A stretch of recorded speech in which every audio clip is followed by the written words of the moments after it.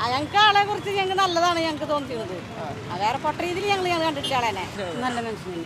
ഞാൻ സുരേഷ് ഗോപിക്ക് അനുകൂലമായിട്ടുള്ള വർത്തമാനം ഞാൻ പറയുള്ളൂ. കാരണം എന്താ വെച്ചാൽ അയാളുടെ മകളെ പോലെയാണ് അത് ചെയ്തിട്ടുള്ളത്. അയാളുടെ മനസ്സിൽ വെച്ചിട്ടൊന്നും ചെയ്തിട്ടില്ലാത്ത കാര്യമാണ്.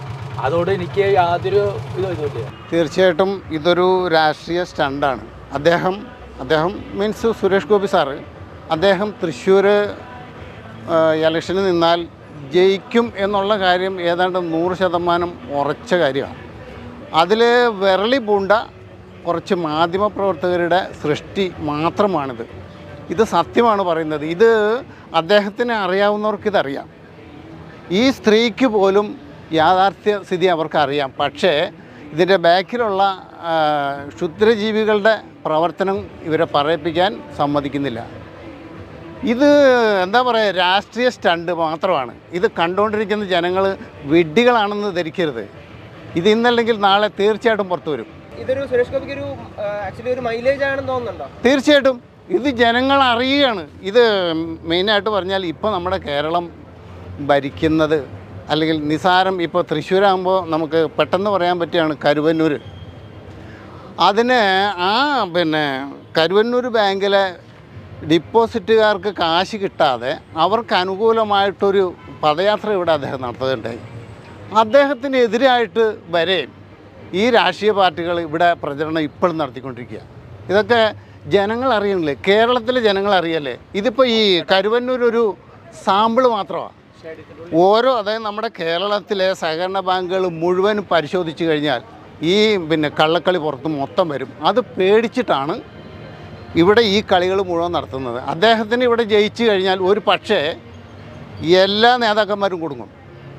അതുകൊണ്ടാണ് അദ്ദേഹത്തിനെ ഇവിടെ ജയിപ്പിക്കാതിരിക്കാനുള്ള കുതന്ത്രങ്ങൾ. ഇത് ഇനിയിപ്പോൾ ഓരോന്ന് ഇതിന് കുറച്ച് കഴിഞ്ഞാൽ വേറെ പലതും വരും അദ്ദേഹത്തിനെതിരായിട്ട്. ഈ ഇലക്ഷൻ കഴിയുന്നത് വരെ ഇങ്ങനെ വന്നുകൊണ്ടിരിക്കും. ഇതാണ് ഒരു ഓട്ടോറിക്ഷ ഡ്രൈവർ എന്ന നിലയ്ക്ക് എനിക്ക് പറയാനുള്ളത്. ഞാൻ അദ്ദേഹത്തെ പല പ്രാവശ്യം നേരിട്ട് കണ്ടിട്ടുള്ള ആളാണ്. സത്യം പറഞ്ഞാൽ ഒരു സിനിമയുടെ ഷൂട്ടിങ്ങിന് വന്നപ്പോൾ അദ്ദേഹത്തിന് പിള്ളേരെ ഭയങ്കര ഇഷ്ടമാണ്. എൻ്റെ മകളെ അദ്ദേഹം കോരിയെടുത്തിട്ടുള്ള ആളാണ്. അതുകൊണ്ട് അയാൾ ചെയ്യുന്നത് മുഴുവൻ ശരിയാണെന്ന് പറയല്ല. പക്ഷേ അങ്ങനെയുള്ളൊരു ഇത്രയും മാധ്യമങ്ങൾ നിരന്ന് നിൽക്കുമ്പോൾ ഒരു സ്ത്രീയെ കടന്നങ്ങനെ അപമര്യാദമായിട്ട് പെരുമാറണമെങ്കിൽ അദ്ദേഹം അത്ര വിഡ്ഢിയാണോ? ജനങ്ങൾ ചിന്തിക്കേണ്ട കാര്യം അത്.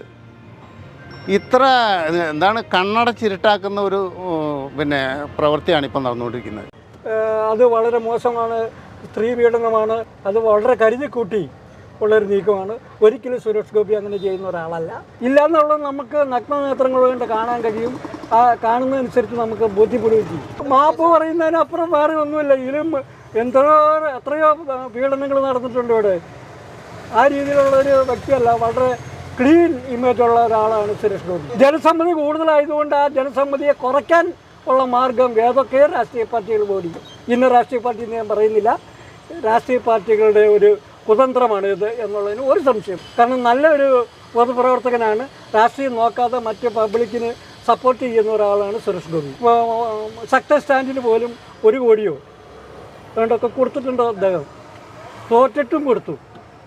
ഇവിടെ ജയിച്ചാൽ പോലും തരുന്നില്ല. പിന്നെ ജയിച്ചാൽ പോലും 5 പൈസ തരുന്നില്ല.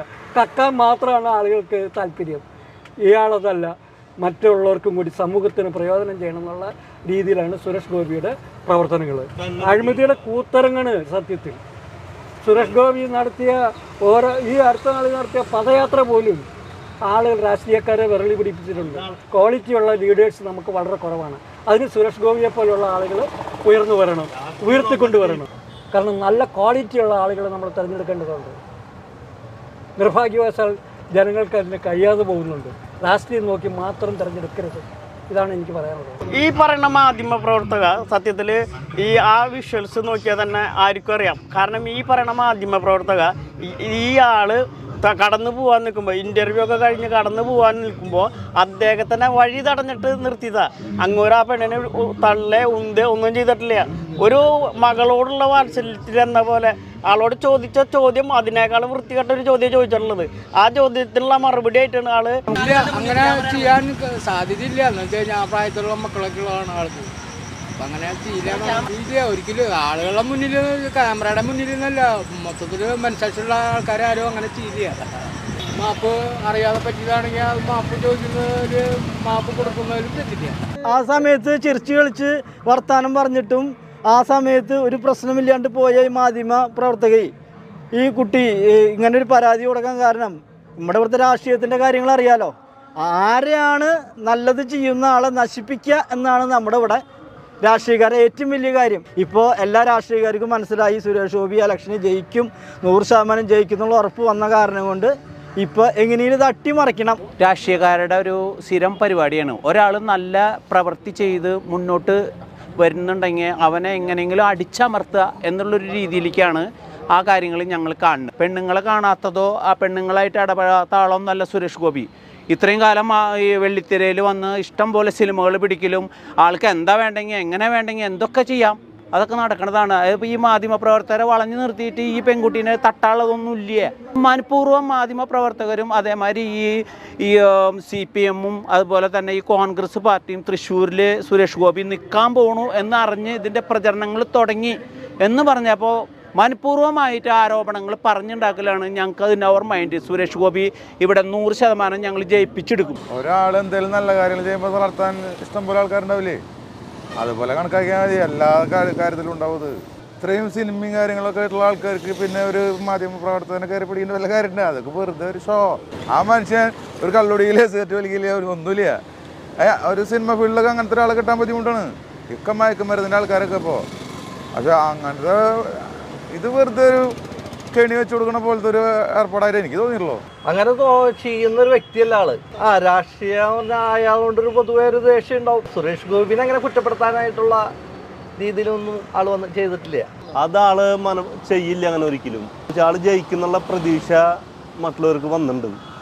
അപ്പം അതില്ലാണ്ടാക്കാനുള്ള ഒരു കളിയാണത്. അപ്പം ആള് പറഞ്ഞത് ഞാൻ എൻ്റെ മകളെ പോലെയാണെന്ന് പറയും ചെയ്തിട്ടുണ്ട്. എല്ലാ ന്യൂസിലും പറയേണ്ട ആള്. ഒരിക്കലും ആളങ്ങനെ ചെയ്യില്ല. ആ മൈൻഡോട് ചെയ്യില്ല ആള്. നമുക്ക് മനസ്സിലാക്കാൻ പറ്റുന്നത് രാഷ്ട്രീയ പ്രേരിതമാണെന്ന് തന്നെയാണ് മനസ്സിലാക്കാൻ പറ്റുന്നത്.